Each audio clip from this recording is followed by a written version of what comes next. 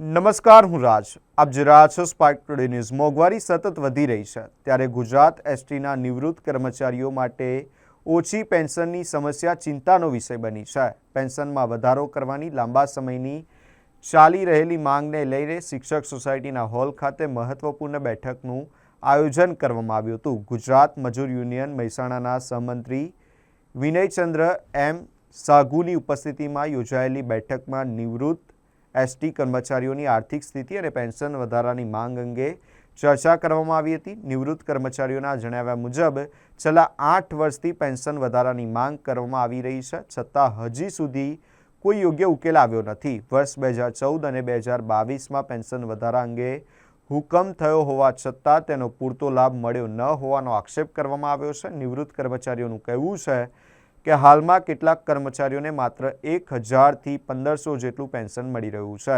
મોંઘવારીના સમયમાં દવા, વીજળી, ખોરાક સહિતના જીવન જરૂરિયાતના ખર્ચમાં વધતા આટલી ઓછી રકમમાં જીવન નિર્વાહ કરવો મુશ્કેલ બની રહ્યો છે. વર્ષો સુધી ગુજરાત એસટી વિભાગમાં ફરજ બજાવી મુસાફરોની સેવા કરનાર નિવૃત્ત કર્મચારીઓએ સરકાર સમક્ષ પેન્શનમાં યોગ્ય વધારો અને મોંઘવારી રાહત આપવાનો નિર્ણય કરવાની માંગ કરી છે. નિવૃત્ત પેન્શનરોએ સરકારને તેમની સ્થિતિને માનવતાના ધોરણે ધ્યાનમાં રાખી પેન્શન વધારાના પ્રશ્ને તાત્કાલિક હકારાત્મક નિર્ણય લેવા જરૂરી રજૂઆત કરી છે. હવે સરકાર અને સંબંધિત વિભાગ દ્વારા શું નિર્ણય લેવામાં આવે છે તેના પર સૌની નજર રહેલી છે. વિનયચંદ્ર એમ સાધુ, ગુજરાત મજૂર યુનિયન સામાન્ય મંત્રી. આજે અમે જાલોદની અંદર, દાહોદ જિલ્લાના જાલોદ તાલુકામાં શિક્ષક હોલની અંદર અમે બહુ મોટી સંખ્યામાં રિટાયર્ડ થયેલા વાહન વ્યવહાર કામદાર ભાઈઓને ભેગા થઈ અને એમને મૂંઝવતા, એટલે કે નિવૃત્ત થયા પછી જે કોઈ પેન્શન 1000થી 1500 જેટલું ચૂકવે છે એના વધારા માટે અમે આજે એકઠા થયા છીએ. અને અમે છેલ્લા 9 વર્ષથી પેન્શનમાં વધારો કરવા માટે લાગાર લડી રહ્યા છીએ. સરકાર કહે છે કે થઈ ગયું છે, પરંતુ હજુ સુધી અમને એનો બિલકુલ સંતોષકારક જવાબ મળ્યો નથી.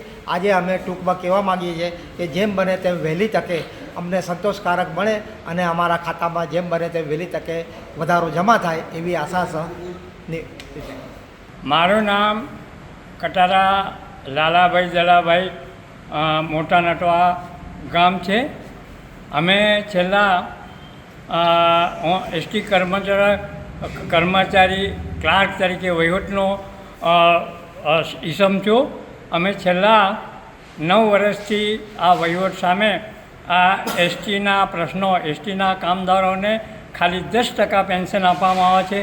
સરકારશ્રીને વારંવાર રજૂઆત કરવા છતાં સરકાર અમારો આ પ્રશ્ન સાંભળે અને આ પ્રશ્નનો નિરાકરણ કરે એવી અમારી ખાસ વિનંતી છે. કારણ કે સરકારશ્રીએ વારંવાર આ થયેલી રજૂઆતોના કારણે 2014ની અંદર આ પહેલું ડિસિઝન આવી ગયેલું છે વધારા માટે, તો આજ દિન સુધી ચૂક્યું નથી. બીજો હુકમ 22ની અંદર થયો, 4/11/2022માં એસટીના કામદારોને વધારો કરવા માટેની રજૂઆતો થઈ ચૂકી છે અને ચૂકવી છે એવું સુપ્રીમ કોર્ટે આદેશ કર્યો છે. છતાં પણ સરકાર એમના કરેલા પરિપત્રો, એમના કરેલા હુકમોનું પાલન કરતી નથી. અને અમારા કામદારોનો પ્રશ્ન વહેલી તકે ઉકેલ થાય તો અમે સારા આવા અમારા કુટુંબ કબીલાને સાચવી શકીએ, અમારા વાલી વારસોને સાચવી શકીએ, અમારા બાકીનું જીવન સુખ શાંતિથી જાય. અને અમારા 70% માણસોનું અત્યારે અવસાન થઈ ગયું છે, જહેજ થઈ ગયા છે. પણ સરકાર આ સરકારને અમારી ખાસ વિનંતી છે કે સરકાર અમારો પ્રશ્ન સાંભળે અને આ નિરાકરણ કરે એવી અમે વિનંતી કરીએ છીએ.